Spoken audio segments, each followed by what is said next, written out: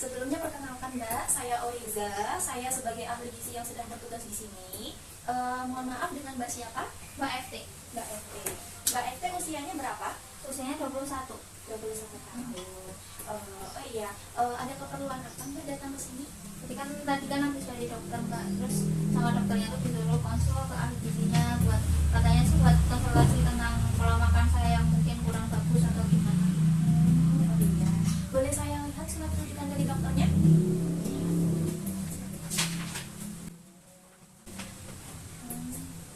Berdasarkan surat rujukan dari dokter Mbak, di sini tertulis gastritis ya. Sebelumnya keluhan utama Mbak FT apa ya? Keluhannya ini sih Mbak, kayak nyeri kalau pas lagi makan pedas, pas lagi makan yang asam-asam gitu kayak panas gitu, merasa terbakar di ulu hatinya. Iya. Sebelumnya Mbak FT apakah sudah tahu apa itu gastritis? Cuman kayak sekedar gastritis tuh sakit di pencernaan, di lambung gitu, tahunya gitu. Iya benar Mbak, gastritis itu salah satunya itu penyakit yang ada di pencernaan ya. Nah sebenarnya gastritis juga biasanya orang-orang menyebutnya dengan MAH ya Mbak ya. Ini tuh terjadi karena ada peradangan di dinding lambung gitu. Oh iya, berarti tujuan konseling gizi hari ini kita akan menggali data ya Mbak ya. Saya akan menggali data terkait dan mencari tahu apa sih penyebab gastritis gitu. Apa yang menjadikan penyebab Mbak itu bisa mengalami gastritis gitu ya Mbak. Nanti saya akan mengajukan beberapa pertanyaan kepada Mbak. Saya harap Mbak bisa menjawab dengan jujur ya Mbak ya, dan bisa mungkin dapat menceritakan apa yang dilakukan Mbak keseharian hariannya untuk nantinya kita dapat menyimpulkan penyebab terjadinya gastritis pada Mbak. Apakah Mbak bersedia? Iya Mbak. Oh iya Mbak, proses konseling ini kemungkinan akan berjalan sekitar 30 menit dan saya harap seperti yang tadi saya sudah bilang, Mbak dapat menjawab beberapa pertanyaan saya Mbak ya. Sebelumnya apakah Mbak sudah melakukan pengukuran berat badan dan tinggi badan? Terakhir di ini sih Mbak, di yang dokter tadi tinggi badannya 155 kalau nggak salah, berat badannya 45 ya, 45 kalau nggak salah. Oh ya, untuk memastikan lagi terkait berat badan dan tinggi badan Mbak, nanti kita lakukan pengukuran secara langsung ya Mbak ya, biar kita bisa tahu keakurasiannya, dan nanti juga saya akan mengukur lingkar lengan Mbak FT. Oh ya. Silakan Mbak. Mbak, pertama kita melakukan pengukuran tinggi badan dulu ya Mbak. Saya jelaskan instruksinya dulu. Nanti Mbak bisa melepas sandalnya, kemudian nanti Mbak kan menggunakan tali rambut, nanti bisa dikendorkan agar nanti kepala bisa menempel dengan tembok dan nanti juga tumit menempel dengan tembok. Dan pandangan nanti lurus ke depan. Iya. Lurus lagi di sini. Pandangan lurus ke depan. Agak kiri lagi Mbak. Kiri lagi. Tumitnya nempel. Saya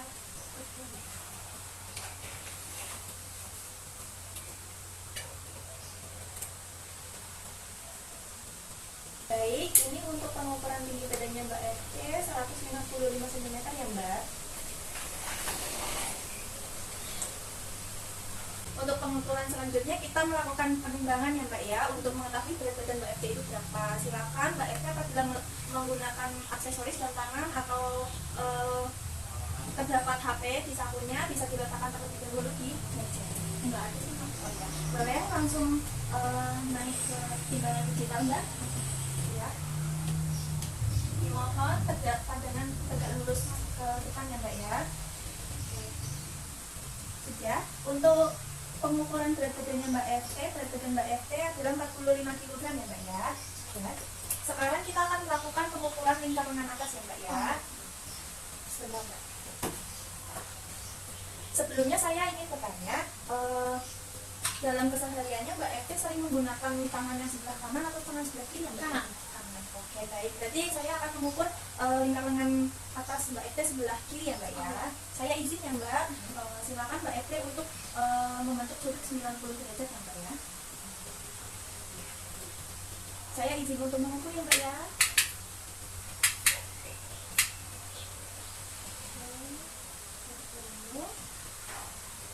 Kita ambil nilai tengah, kemudian kita kembangkan.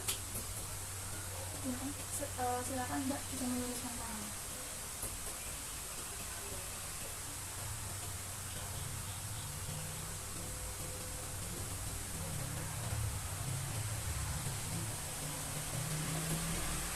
Baik, untuk lingkar lengan atas Mbak FT 23,6 cm ya Mbak ya. Pengukuran sudah selesai, silakan duduk kembali Mbak. Baik Mbak, karena kita sudah melakukan pengukuran berat badan, tinggi badan, dan lingkar lengan atas, sekarang saya akan menghitung indeks massa tubuh Mbak untuk mengetahui berapa status gizi Mbak FT ya. Sebentar ya Mbak ya.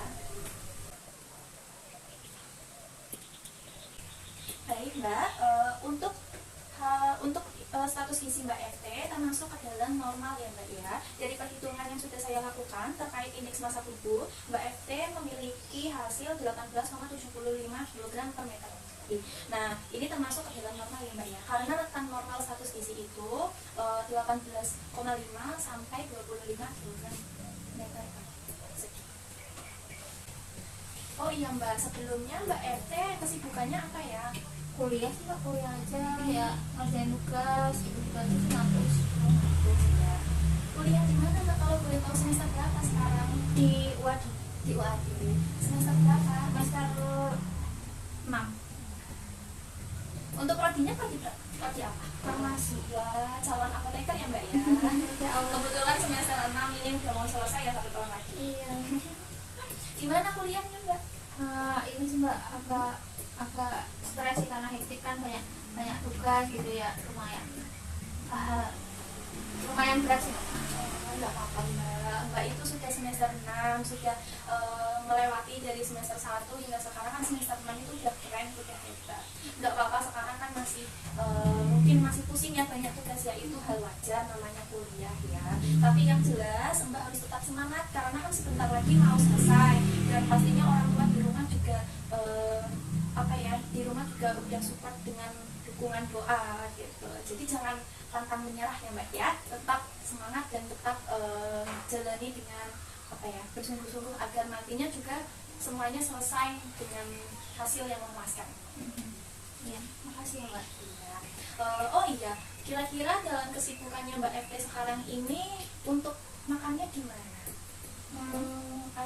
Kadang lewat Mbak ya, seingatnya aja gitu kan, lagi hektik kan kuliahnya, terus juga kalau nugas tuh kadang suka lupa waktu ya, kalau ingat maka kalau enggak ya kadang lewat gitu. Iya, berarti karena kesibukan Mbak yang sekarang banyak tugas ini, berarti makannya jadi kurang teratur ya? Iya Mbak.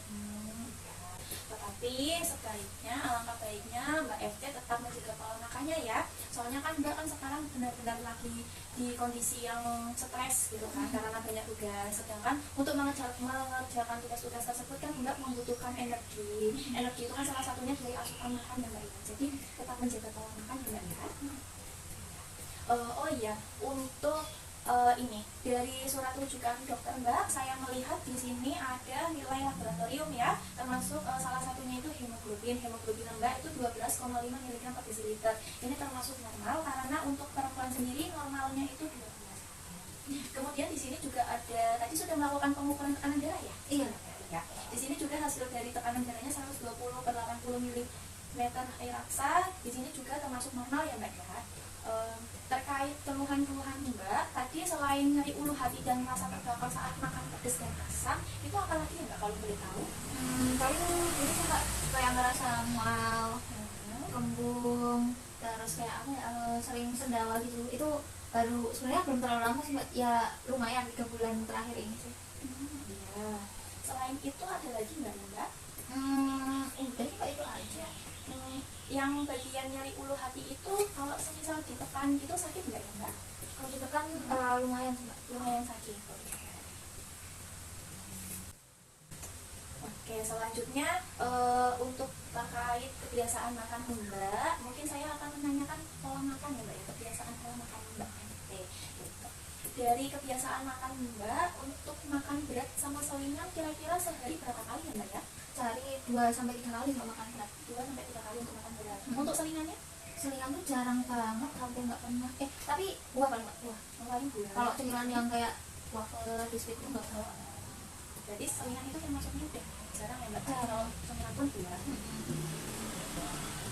Untuk makanan pokok, biasanya sehari-hari Mbak makan apa aja? Nasi terus apa ya, paling ya sama mie sama roti tawar gitu sih. Oh iya. Untuk nasinya itu dalam seminggu berapa kali? Kalau boleh tahu? Nasi tiap hari cuma. Oh, tiap hari ya. Tiap makan sih 2-3 kali makan itu pasti nasi deh. Oh, nasi. Iya ya. Berarti nasi itu 2-3 kali per hari ya. Setiap kali makan itu seberapa banyak? Berapa ya? Kayaknya 1 centong sih, Mbak. 1 centong. 1 centong. Kalau boleh tahu centongnya itu seberapa ya Mbak? Centongnya tuh centong bawaan dari rice cooker itu, Mbak. Sebentar ya Mbak, ini ada beberapa ukuran centong. Mungkin Mbak bisa menunjukkan centongnya itu seberapa besar. Boleh dilihat Mbak, di sini ada beberapa ukuran centong.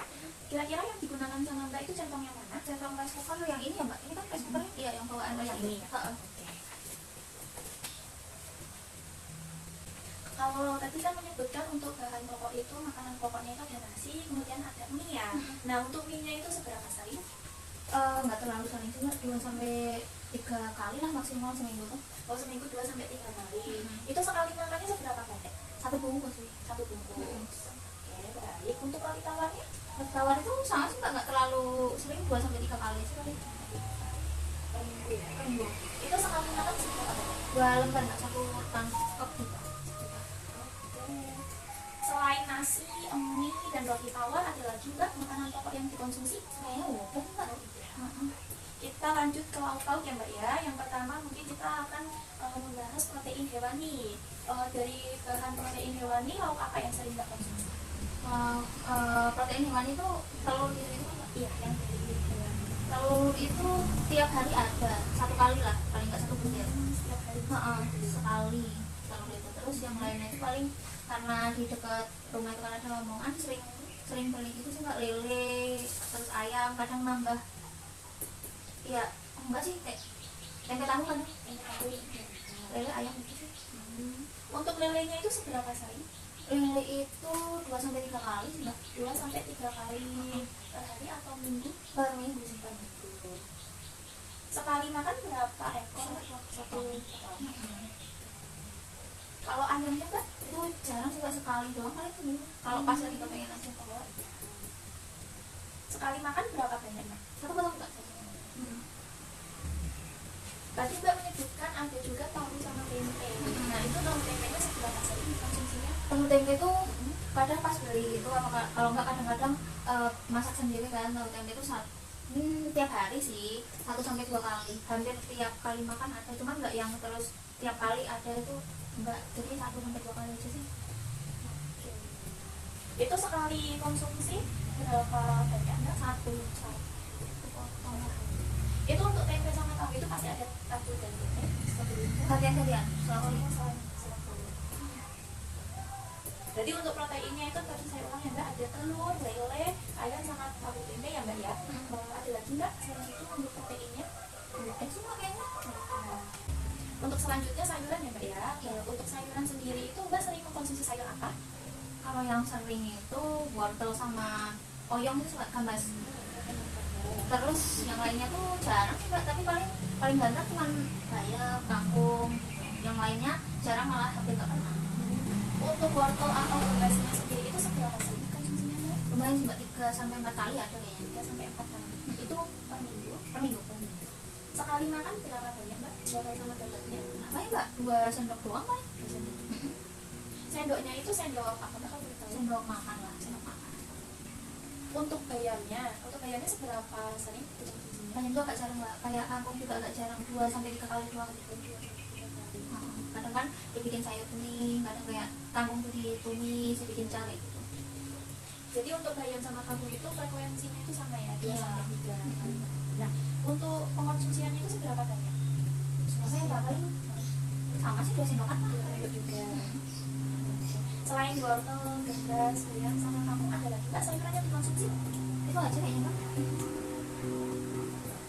Masuk ke buah-buahan ya. Untuk buah itu buah apa yang sering dikonsumsi sama Mbak Ente? Jeruk, pisang, pepaya gitu. Untuk jeruknya sendiri seberapa sering? 3 sampai 4 kali lah kalau minggu ada kayaknya. Sampai 4 kali.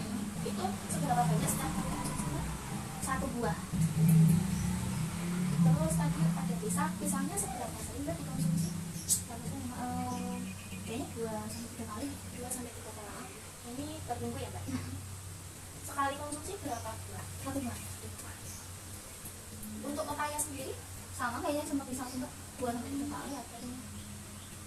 seberapa banyak Mbak pepaya yang dikonsumsi? 1 potong doang. Oh iya, berarti untuk buah ini Mbak pengkonsumsiannya itu dalam bentuk potong atau dijadikan jus? Dipotong Mbak, dimakan langsung gitu. Karena suka minyak kan Mbak, jadi kayak kadang buat cemilan, kadang kalau habis makan masih pengen makan buah ya makan buah. Kemudian untuk minuman, selain air putih apakah Mbak ada minuman lain yang biasa diminum untuk minum? Kalau seringnya itu tetap air putih Mbak, tapi kadang minum kopi juga. Untuk air putihnya itu kira-kira dalam sehari Mbak berapa gelas? Lumayan banyak sih Mbak. Kalau kayaknya aku kan pakai yang ini Mbak, apa namanya, wadah yang gede gitu. Kalau 2 liter kayaknya ada deh seharinya. Kemudian tadi ada konsumsi kopi ya, itu seberapa sering Mbak minum kopi? Kopi itu 2 kali lah, pagi malam nanti malam. Ya tiap hari lah, tiap hari. Kopi berarti setiap hari ya? 2 kali dalam sehari. Oh ya, setiap minum kopi itu seberapa banyak? Kadang-kadang bikin sendiri Mbak, kadang tapi ke coffee shop gitu. Kalau bikin sendiri ya pakai segelas biru gitu Mbak. Segelas biru, iya. Tapi kalau pas di coffee shop ya pakai cupnya kan paling ya kurang lebih sama lah kali Mbak ya, sama gelas biru itu isinya. Di sini ada aneka gelas yang Mbak ya. Biasanya untuk kopi itu berarti menggunakan gelas ini benar? Iya, seringnya pakai ini kan Mbak. Seginilah paling atau kadang ini tapi nggak yang penuh-penuh banget kan. Dua inilah 200-an, 200 ml lah. Itu setiap pagi sama malam ya? Kopi hitam gitu. Oke. Oh iya. Mbak, selain air putih sama kebiasaan minum kopi, ada lagi yang diminum yang suka diminum? Ini sih Mbak, itu aja sih ini juga. Kalau malam itu kan buat temenin yang ngantuk gitu ya Mbak ya, kantornya pasti. Iya ya Mbak ya, jadi kayak butuh kopi untuk biar matanya itu nggak ngantuk ya. Oke, dari sini saya bisa melihat ya Mbak ya, karena Mbak terlalu sering minum kopi, yang mana sehari itu bisa 2 kali pagi dan malam. Dari sini saya bisa melihat mungkin Mbak itu bisa lebih baik itu membatasi minum kopi. Jadi harus dibatasi Mbak. Iya, dibatasi. Kalau bisa sih 3 ini. Terus alangkah baiknya itu dihindari terlebih dahulu. Karena apa? Karena kan tadi kan dari keluhan Mbak sendiri itu kan ada nyeri di ulu hati ya. Kemudian juga ada rasa kembung, sendawa gitu kan. Nah itu karena efek dari gas asam lambung Mbak. Iya, jadi di dalam kopi ini tuh ada mengandung kafein. Nah kafein ini dapat meningkatkan produksi gas asam lambung yang nantinya maka akan menyebabkan nyeri di ulu hati sama ada rasa kembung juga. Oleh sebab itu alangkah baiknya Mbak membatasi minum kopi terlebih dahulu. Iya. Kalau apa namanya, berarti gastritis itu bukan karena pedas sama asam doang ya? Pedas asam juga iya Mbak. Kemungkinan itu Mbak, sebentar, Mbak paling sering makan pedas sama asam? Iya, lumayan sih Mbak, tiap kali makan tuh kan harus rasa pedas biar afdol gitu. Lumayan. Jadi pas 3 bulan terakhir inilah kok kayak berasa sakit di ulu hati tuh setelah makan pedas itu. Kalau misalkan habis makan pedas kok berasa tuh keluhan-keluhannya itu. Oh iya Mbak, selain kopi itu juga pedas sama asam juga sebaiknya alangkah baiknya itu dikurangi. Karena itu juga bisa memicu gas asam lambung Mbak. Kalau boleh tahu tadi juga Mbak kan sering ya mengkonsumsi buah jeruk. Oh iya.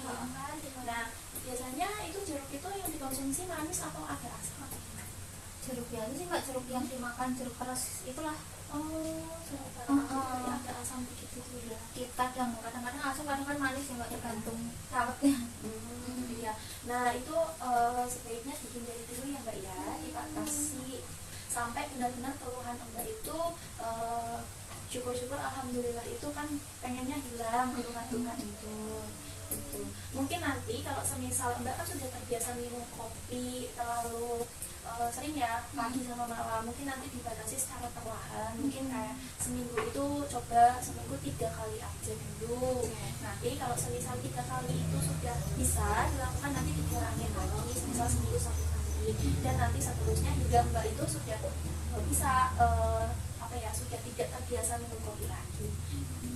Tapi kalau misalkan nggak minum kopi itu kayak berasa ngantuk gitu Mbak, kalau misalkan lagi nugas itu ada alternatif nggak Mbak? Sama kalau misalkan makan kan enaknya pedes ya Mbak, itu harus banget ganti ya Mbak, kan kayak nggak lengkap gitu lah. Oh iya, kalau misal tadi kan Mbak mengatakan biasanya nugasnya malam juga ya, Iya. gitu. Mbak mungkin bisa melakukan istirahat sebentar, rest sebentar gitu. Mungkin bisa Mbak ini melakukan stretching gitu untuk menggerakkan badan. Biasanya kalau kita badannya gerak, kita mungkin otaknya itu istirahat sebentar, itu bisa membangkitkan semangat lagi untuk tugas. Terus bisa juga dilakukan untuk mencuci muka gitu agar tidak mengantuk. Jadi jangan, lebih baiknya itu hindari dulu konsumsi kopi sampai benar-benar keluhan Mbak ini membaik. Kemudian tadi untuk konsumsi sambal ya Mbak ya, kalau nggak pedas nggak enak ya.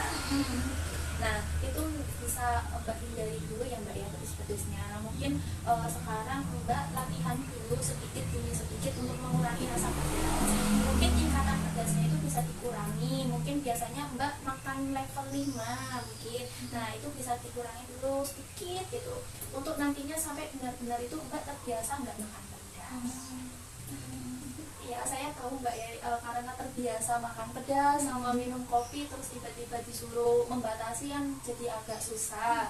Nah mungkin dengan cara perlahan nanti Mbak bisa beradaptasi dan bisa terbiasa untuk tidak sering mengkonsumsi kopi dan tidak mengkonsumsi pedas-pedas rasanya.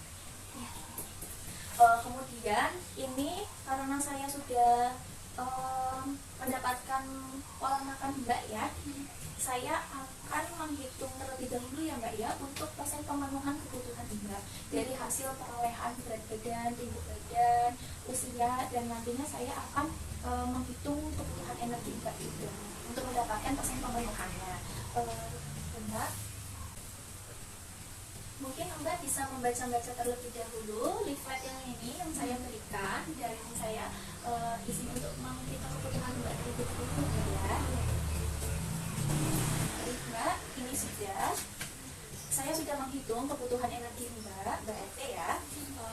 Kebutuhan energi Mbak FT sebesar 2134 kalori, itu kebutuhan hariannya ya Mbak ya.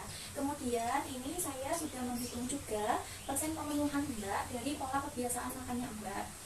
Dari total kebutuhan yang diperlukan Mbak kan 2134 Mbak. Kemudian kebutuhan yang terpenuhi ini 2100, yang mana kurang lebih ada 98% kebutuhan Mbak sudah tercukupi ya Mbak ya. Kemudian ada juga zat gizi. Dari perhitungan zat gizi, kebutuhan persen pemenuhannya yang pertama itu pada zat gizi protein ya Mbak ya. Dari hasil perhitungan, kebutuhan protein Mbak adalah 106 gram per hari. Kemudian dari hasil kebiasaan pola makan Mbak, persen pemenuhan kebutuhan hanya 44%, dan ini kurang ya Mbak ya, termasuk tergolong kurang untuk kebutuhan proteinnya, karena dari 106 gram Mbak diperoleh hanya 48 gram protein yang masuk ke dalam tubuh. Kalau kayak gitu tuh berarti harus nambah protein itu ya Mbak? Iya, jadi harapannya dari sini kita bisa lihat ya Mbak ya, karena proses persen pemenuhan proteinnya kurang, hanya 44%, diharapkan Anda bisa mengkonsumsi protein lebih banyak lagi. Mungkin bisa dimulai dari penambahan porsi, penambahan frekuensi makannya. Kemudian kan saya lihat dari sini protein yang dikonsumsi sama Mbak itu kurang bervariatif. Mbak kan kurang lebih mengkonsumsi telur, lele, ayam, tempe, dan tahu. Mungkin nanti Mbak bisa mengkonsumsi makanan yang lainnya seperti dari kacang-kacangan, kemudian juga dari ikan, bisa ikan tawar, ikan laut. Sebelumnya mohon maaf Mbak RT, apakah memiliki alergi makanan? Enggak sih Mbak, enggak alergi. nggak alergi. Alhamdulillahnya kan karena nggak ada alergi makanan, Mbak FT bisa menambah variasi makanan ya Mbak ya, terutama pada proteinnya. Karena protein itu termasuk zat pembangun Mbak. Jadi selain energi, protein juga sangat penting dalam tubuh kita. Salah satunya juga bisa memperbarui atau memperbaiki sel-sel rusak dalam tubuh kita. Kemudian yang kedua itu kan ada lemak ya Mbak ya. Dari persen pemenuhannya untuk lemak sendiri itu sudah 84%. Ini sudah hampir cukup. Mbak juga jangan terlalu khawatir terkait lemak, karena nanti apabila Mbak sudah melakukan memperbanyak konsumsi protein yang tadi sudah saya jelaskan, otomatis dari sumber lemak sendiri akan bertambah dengan sendirinya Mbak. Nah, bertambahnya ini tuh dari mana? Dari proses pengolahan yang Mbak konsumsi. Kan dari protein hewani mungkin kan Mbak bisa diproses olahannya dari digoreng gitu kan Mbak. Jadi itu dari situ bisa menambah sumber lemak. Ya. Kemudian itu yang terakhir itu ada karbohidrat Mbak. Dari perhitungan juga persen pemenuhan karbohidrat ini sudah cukup baik, iya, sebesar 110%. Ya. Kebutuhan karbohidratnya Mbak itu kan kebutuhan karbohidrat Mbak itu 293 gram. Kemudian dari asupannya Mbak sendiri itu sudah 325 gram. Jadi ini sudah cukup baik. Baik Mbak, dari hasil persentase pemenuhan energi dan zat gizi yang tadi, apakah ada yang mau ditanyakan lagi? Udah sih Mbak kayaknya, udah cukup. Oke, baik. Oh ya, berarti kesimpulan dari hasil konseling hari ini berarti Mbak FT diharapkan untuk mengurangi ya Mbak ya, mengurangi konsumsi kopi, kemudian mengurangi pedas dan asam ya Mbak, makanan pedas asam.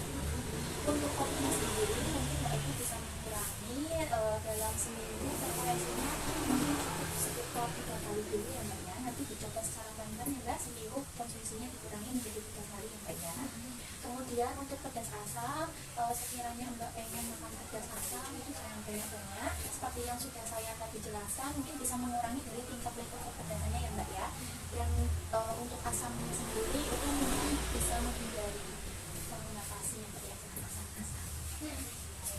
Kemudian untuk konsumsi proteinnya sendiri, Mbak FT diharapkan untuk mengkonsumsi protein yang lebih bervariatif ya Mbak ya, untuk penambahan frekuensinya juga boleh. Apalagi Mbak kan tadi suka konsumsi telur ya, itu bisa ditambah lagi frekuensinya.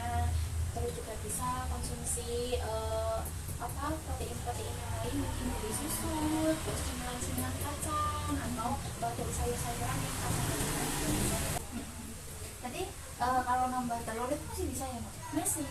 Untuk telur sendiri kan Mbak FT ini kurang lebih setiap hari itu konsumsi telur Satu doang ya, dan satu hari itu mengkonsumsi 1 butir telur kan. Itu bisa ditambah satu hari itu 2 telur ya Kak. Tapi alangkah baiknya divariasiin lagi ke bahan protein yang lainnya ya Mbak ya. Nah, untuk sekarang mungkin Mbak bisa sebutkan kembali Mbak informasi apa yang tadi sudah saya sampaikan ke Mbak. Berarti nambah protein lah Mbak, nambah porsinya ya, berarti nambah di telur nggak apa-apa kan? Berarti nggak apa-apa. Terus ngurangin ini kan, ngurangi apa namanya, kopi-kopian, ngurangin makan pedesnya, terus ngurangin makan asam juga dari jeruk ya. Berarti makan buahnya boleh yang lain boleh, tapi kalau jeruk dikurangin gitu ya, atau nggak boleh sama sekali jeruk? Untuk jeruk itu masih boleh dikonsumsi Mbak, namun untuk tingkat keasamannya kan mungkin nanti kan jeruk itu kan bisa dikonsumsi itu secara diicip dulu kan Mbak. Itu nanti kan bisa dinilai sekiranya jeruknya manis masih bisa dikonsumsi ya Mbak. Namun kalau semisal tingkat keasamannya itu memang asam, lebih baik dihindari terlebih dahulu. Berarti cuman itu aja, nggak cuman di kopinya, pedesnya, sama asamnya tadi yang harus dikurangi. Iya. Coba untuk kopinya sendiri tadi tingkat frekuensinya bagaimana Mbak? Berarti kalau kopi itu kan dikurangi paling enggak seminggu, jadi mungkin 3 kali dari yang setiap hari 2 kali sehari, jadi 3 kali, nanti dikurangi lagi sampai mungkin bisa disubstitusi pakai stretching dan yang lain-lain kan Pak? Iya. Sudah paham ya Mbak ya?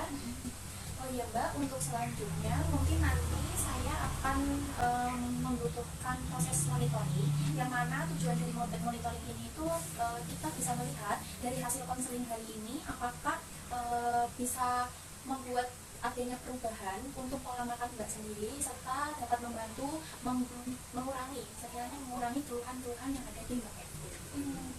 Iya, sekiranya kapan Mbak kira-kira kalau itu? sekiranya Mbak Evi sendiri mempunyai waktu luang kapan, dari mungkin 1-2 minggu ke depan. Oh, 1-2 minggu ya. Kalau minggu depan kan nggak bisa ya Mbak, karena banyak jadwalnya tadi. Terus kira-kira kalau 2 minggu yang akan datang tuh hari apa Mbak?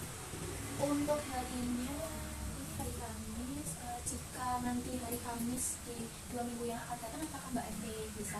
Kamis 2 minggu lagi kayaknya bisa Mbak. Oke, berarti untuk konseling yang kedua, untuk pelaksanaan monitoring pertama, kita akan lakukan hari Kamis 2 minggu yang akan datang ya Mbak. Mungkin proses konseling hari ini kita cukupkan. Oke ya, buat di sini. Terima kasih ya Mbak sudah mau melaksanakan proses konseling dengan baik, dan terima kasih atas kerjasamanya. Terima kasih juga ya Mbak udah memberikan informasi yang sangat bagus gitu buat saya, buat membantu memperbaiki pola makan saya dan mengatasi keluhan-keluhan saya. Makasih banyak ya Mbak. Terus ini leafletnya saya bawa apa gimana? Ini leafletnya boleh Mbak Evi bawa nanti untuk dibaca lagi di rumah, karena ini ada informasi di dalamnya terkait makanan gizi seimbang ya Mbak ya. Jadi di situ ada aturan-aturan pola makan yang baik dan benar,